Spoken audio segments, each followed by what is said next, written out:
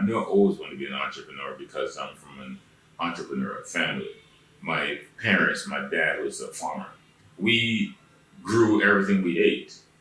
We ate like 90% of the things we ate, we grew, which to me was, I look back at it now with people, talking about organic food and stuff like that.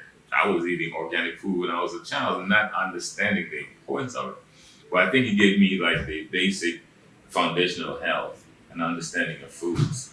And having grown up on a farm, which is the reason why I sort of gravitated towards food science and nutrition. So we opened Emily's in 1991. Right.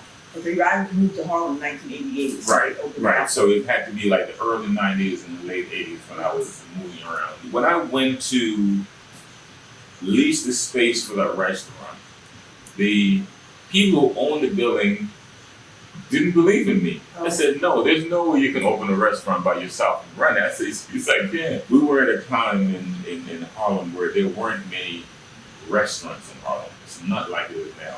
At that point, I think we had maybe about 3 or 4 restaurants. And, people would ask me, why would you open a restaurant in Harlem? Because it looks so different then than it is now. And when you live in a community, you understand the inner dynamic of the community. And I knew that people were here who was amazingly educated, wealthy, people who were doing extremely extraordinarily well. But the services that contribute towards a great life, right, just were not here.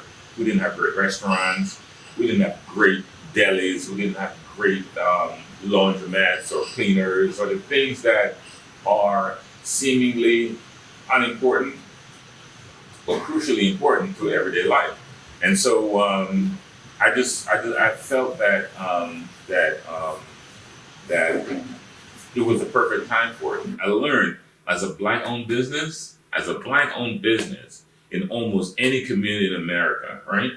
You go into it and you're going to have some challenges that are almost unique to being an African American, being someone who's black. I worked 7 days a week, 20 hours a day, and it transformed me.